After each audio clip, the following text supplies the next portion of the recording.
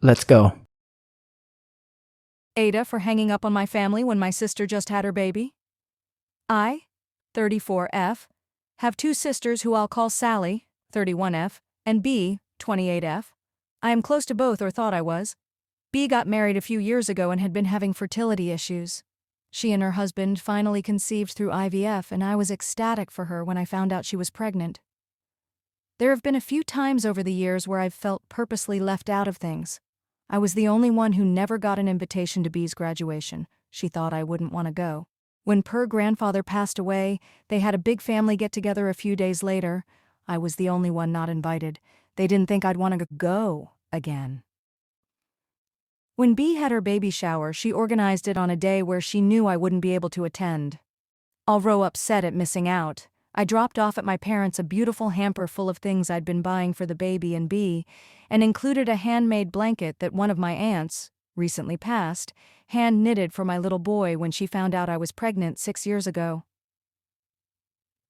Throughout her pregnancy, B has said that the day she had the baby, she only wanted our parents and her husband's parents to visit the hospital, and that then they wanted the first 24 HRs at home by themselves, with no visitors as they have a dog, and wanted him to get used to baby first. Totally understandable and fine by me.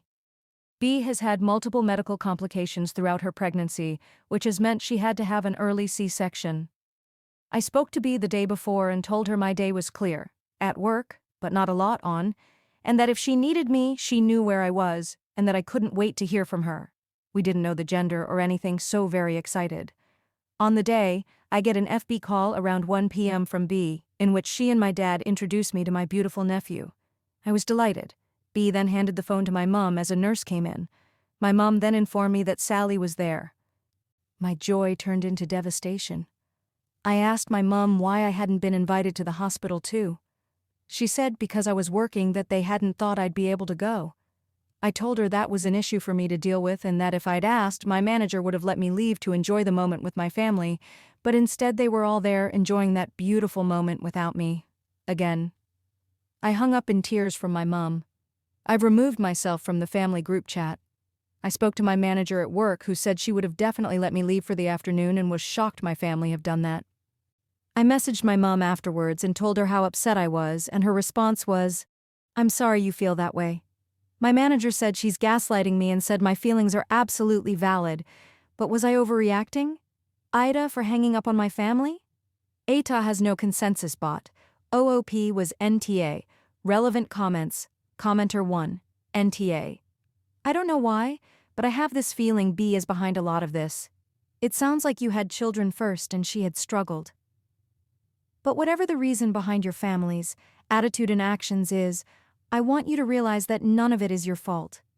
They are making active choices to exclude you. And I know that hurts you very much. And the hard part is that you may never know why. But I have daughters close to your ages, and I would never have allowed something like this to go on. If you're having a problem with another family member, you work it out, or you suck it up and go wherever they're going to be. But I will not exclude someone else because you refuse to deal with whatever your issues are. You are not the asshole, and you definitely need to go no contact. I would stop calling. I would stop contacting them, and as much as I hate to say it, they will probably not even notice because they're already excluding you. This is not how family acts, and when your family tries to gaslight you later on, don't fall for it. Call them out on this shit. Tell them that's bullshit. You say every time you didn't think I'd want to go, but you never ask. So don't fucking try to pin your attitudes and whatever this exclusionary tactic is on me. And then hang up the phone. Create your own family with your in-laws and your friends who really care about you. The fact that all of us are appalled by your family's behavior, as is your own boss, should tell you everything you need to know. OP. I honestly have no idea why they are like this with me. I always thought I had good, strong relationships with both my parents and my sisters. I am the eldest of the three, and when I had my son, I was 28. B was only 21, nearly 22. So still quite young. I don't think that I had kids first is anything to do with it. My partner and my male and Sil are livid with how I was treated and have agreed I'm not the AH in any way. I just don't know how to move forward. I'm devastated. Commenter 2, NTA, not overreacting, your family does not like you. I am sorry that sounds harsh, but they really don't give a damn about you. Have they ever expressed a reason why they constantly do not invite you to major events in their lives? Have they always done this, even when you all were children? It is just so toxic and emotionally abusive. They have shown you who they are and what they think about you. It is up to you if you want to continue to pursue this relationship with them and hope to get more than scraps, or just stop. It is also up to you to approach them individually and ask them why they never include you in anything. Or, you can say to hell with it and not bother wasting time getting some lame-ass answer from them. Focus on yourself and your own family. OP. Honestly, it didn't start happening until I moved out of the family home. I was 20 when I moved out and so have been extremely independent for a long time. But that doesn't negate the fact that I still don't get invited to things. A lot of the time they say it's because I have a son with additional needs, can't get babysitter, etc. But I have a very good relationship with my son's father who works in childcare and swaps his shifts so I can attend family gatherings, such as B's wedding. My family know this, so that's not an excuse either. Commenter 3. This is going to sound harsh/sad, but I don't think it's that they don't think you can handle it. I suspect there is ableism involved and they don't want your son there.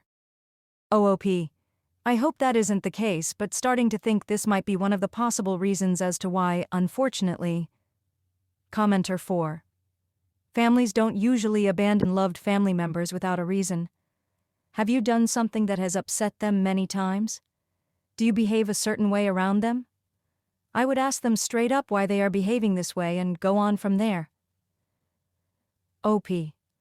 Honestly, no. I visit my family every 2 weeks when my son is home with me so we can all spend time together. I stay in touch with both my sisters, meet for coffees, etc. I always thought I had a strong, loving bond with all my family members. Commenter 5. Are you an alcoholic or something? Is there some reason you're not telling us why they wouldn't want you around? Because NTA otherwise? OP. Nope. No drugs, no alcohol, no major issues. I've always been fairly close with my family. We communicate daily, spend weekends together, that sort of thing. Update #1. 2 days later. First off, I just want to thank everyone for all of your supportive comments and to those who have shared their own stories. I've taken the time to read through everything the last few days. So after Thursday, I didn't hear anything from my family at all until today, Sunday. I was scrolling through FB and saw that all of my Bill's family were at the hospital on Thursday too. So the only people not invited were myself, my SO, and my son. I messaged my mother after I saw this and explained how I was now even more upset and asked what I have done. Her response was that I've done absolutely nothing, not to my sister or anyone. She tried making out that Sally went to the hospital of her own volition, which I do not believe. She would not have just turned up. She would have asked. My mom said that because I was working they had assumed I couldn't get time off. I explained how I manage my work is up to me. If they'd asked and I'd declined, that would be another matter entirely. Anyway, I've told my mother I'm going low contact, how this isn't the first time I've been excluded and that I'm deeply hurt by their actions. So that's it for now. I'm going to focus on my little family and my in-laws, who I saw today and were very loving and supportive. Again, thank you to everyone for taking the time to read and comment. It meant a lot. Relevant comments. Commenter 1. NTA and LC or NC sounds like the best decision for you and your family. They are deliberately excluding you with no explanation that makes sense. A couple of things did stick out to me after reading both of your posts and some comments. You said your family started leaving you out after your son was born. Was it before or after he was diagnosed with learning disabilities? It seems like that's an odd time to start leaving you out. Are your partner and son invited to events, or are they left out too? Also, you say you're close to your whole family, but you only mention talking to your mom in your posts and what she said to you. Have your dad and sisters said things similar to what your mom said, or is it only from your mom? OOP, I haven't heard anything from anybody else in my family. Nobody else has contacted me. I only contacted my mom last night because I'd seen all the pics on FB with other relatives at the hospital. Commenter 2. Good for you, but I am really curious for the fact the entire family seems to be regularly excluding you and that nobody is even speaking up for you. Personally, I think her sister might be spreading around stores. OOP, my son would not have been coming with me to the hospital. And you're absolutely right. My SO is an absolute saint, I totally agree, and we have been working on my son's behavior together over the last few months to decrease any sort of disruptive behavior. He's an absolute one of a kind. Commenter 2. Sorry everybody keeps harassing you about this. How dare you make a mistake and then learn from it, especially if it includes your autistic child or being a single mother. That's all so stupid. Everyone screws up. I'm glad y'all seem to have grown from it, which is what we usually applaud people for. Apparently, unless we can throw it back in their face at some point. This also doesn't seem like a valid reason to me. If that were the problem, I would hope someone would respect her enough to be honest with her, and say that occasionally there were some gatherings that might not be the most autistic-friendly. But that should really only be for the benefit of the child, not the comfort of the adults around him who apparently can't act like grown-ups. It also doesn't explain, to me anyway, the cold response from her family about this, especially from her mother. That's her grandchild, bro. That's supposed to be sacred in any normal functioning family. I have an autistic nephew with his fair share of issues, and yes, it can be disruptive at times and even difficult, but I've never even considered excluding him from anything family-related, nor has anybody else that I know of. We wouldn't dream of it. I would feel like a monster, just excluding that sweet little boy from his family because of something that isn't his fault. Screw that noise. And if your parents do end up showering the new kid with love and attention in a way they never did with your son, then yes, go no contact immediately. Save your son and yourself from that kind of abuse. Y'all have each other. I'd rather have a mom that loved and protected me than a whole family of exclusionary twats. Stay strong. Oop, thank you so much for this. Yes, I made a mistake and I learned from it. I was a single parent for 2 years to my son and working full-time. I let him get away with a lot because it made my life just that little bit easier. That's what I was used to. I'm not alone anymore, and I work alongside my partner to make changes that benefit us as a family as a whole. It's nice to see that someone actually realized this. Plus, I wouldn't have taken my son to the hospital either. I was actually talking to my SO about this last night as he's worried my parents will treat their new grandchildren very differently, and if that's the case, we will be going NC. It will break my heart for my child as he adores his grandparents, but I don't want to promote such a toxic environment either. Commenter 3. I think going low contact is giving them too much credit at this point. I would block everyone on everything. If they want to get in touch with you, they will figure out a way to get in touch with you if it's important to them.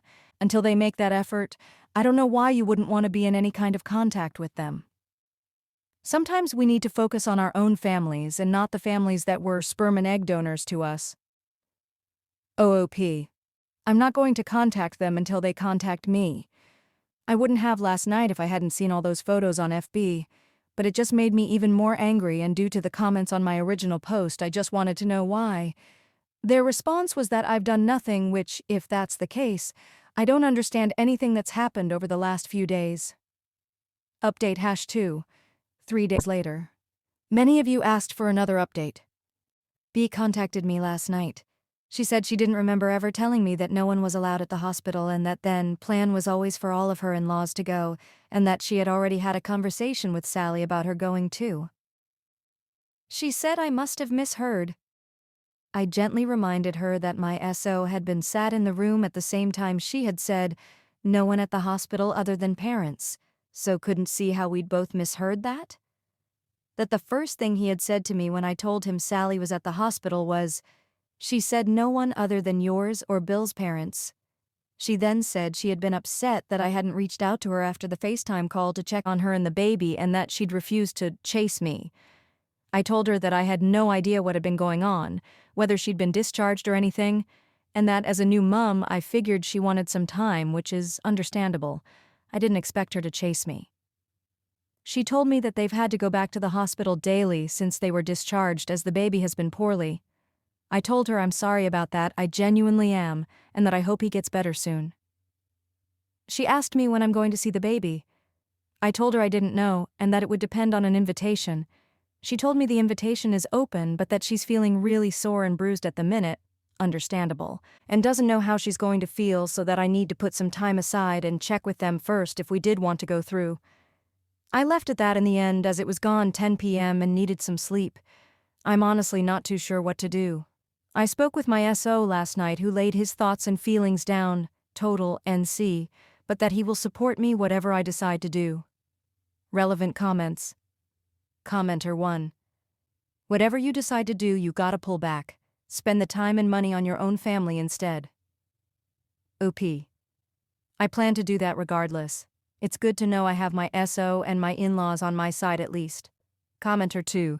I agree with no contact. Don't let them gaslight you. An open invitation, but you have to check it is okay first before you go, is not an open invitation. Any time you pick won't be a good time. OP. No, and I got that feeling when we were talking last night. I'm just going to leave it for now, I think, and wait and see whether I do get an actual invitation or not. I doubt I will, and I'm not chasing for one either. Commenter 3. Was she planning to lie until you said your SO was present with you when she mentioned the visitor limitations? She's terrible. And the door's open, but you need to call ahead to check.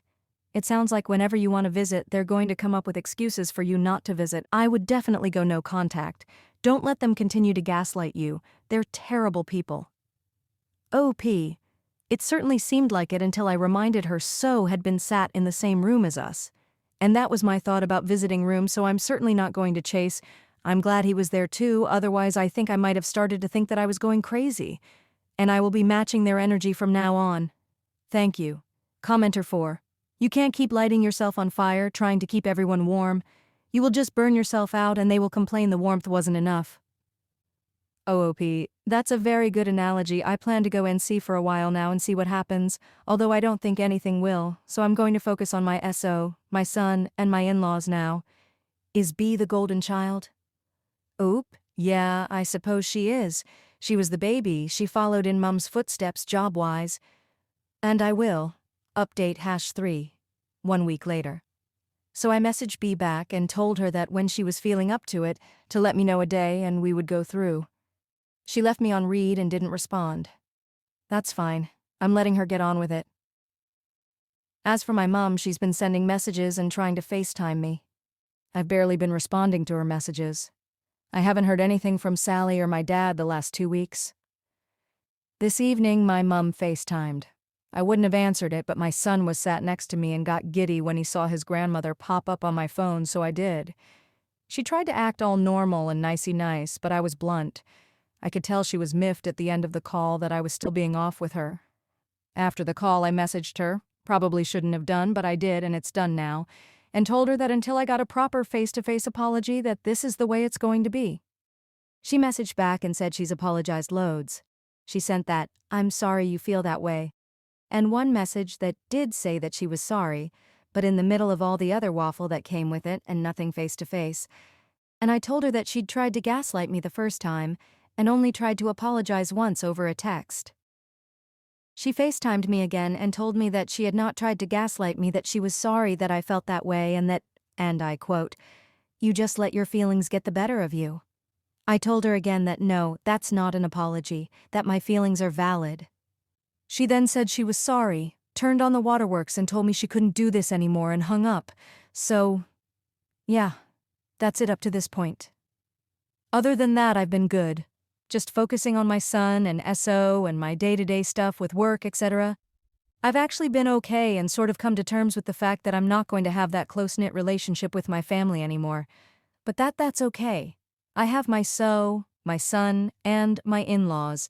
They're the ones who need to be the important people in my life now. I doubt there'll be another update now, but thank you to everyone for taking the time to read and comment. It's really helped. Relevant comments. Commenter 1. OP, TBH, you never had to have that close-knit relationship with my family anymore. You just now take back your dignity and grew a backbone. Good for you. I wish you the best. It is important to keep the people close that support you unconditionally. OP. And to be honest, I feel better. I've stood up for myself to her face and feel great, actually. But I'm so done with them now. Time to focus on my little family and be whole. Downvoted commenter. I don't know, OP. I'm kind of feeling you wanting a special invitation is kind of weird. I remember having my kid and I would have people say this to me. Let me know when you're up for company, and I'm just like, show up, and if I say no, then go away. OP. I don't want to just show up though. That's pushing it a bit for me, even if it is my sister. When I had my son the first few weeks, I would invite people when and if I felt up to it. Downvoted commenter. Yeah, but isn't that what she asked of you, and isn't that how the other sister ended up at the hospital? She just showed up. From an outsider looking in, the sister that showed up just showed up, and then the sisters had the baby, said screw it, other family can come then because her plans went out the window. OP. No, they'd actually already arranged for my other sister to go prior to her having the baby. And B told me that she'd already arranged for other relatives to go too. I was the only one not invited and told that no. One was invited to the hospital. Update #4, 3.5 weeks later. Okay. I honestly didn't think there'd be another update, but here goes. This only happened today and I'm still feeling a bit unsure about things and I'm still very upset. So, over the last few weeks, a lot has happened. My mom and dad have both apologized and we're working on our relationship. Whether you agree with that or not, that's the decision I've made. Sally also came to see me and we talked through the whole situation like adults. We both apologized to one another for how we made the other feel, and we've been okay since. Not back to normal, but better than it was. While Sally was at mine, she suggested I be the bigger person and reach out to B. After a few days and mulling her words, I messaged B and told her I would be taking my son to see our parents today. She said she would come through to see us. My son, and I got to my parents this morning for 10 a.m. We had to leave at 11:30 as we've had other things going on today. 45 minutes later, B shows up with her baby, now 5 weeks old. My mom asked B to let me hold him. B refused and said we needed to talk first, which was fine. I commented on the baby, asked how they were all doing, and even gave her a gift that me and my SO had picked up the other week. Just a stuffed toy, nothing crazy. B gave me one-word answers with my mom filling in all the other details. At one point, B handed the baby to my mom and left the room for about 10 minutes. My mom asked me to go and see her. I refused as she'd barely acknowledged any of us since she came into the house. She came back in, and again, barely spoke. As we were packing up to go, B said she was sorry for being quiet but that she was feeling awkward after 5 weeks. She said that I'd upset her by not contacting her to check on her and the baby. I told her that I knew she'd had a lot on being a new mom. Baby is exclusively BF, not a lot of sleep, and that she was recovering from surgery and I hadn't wanted to hound her.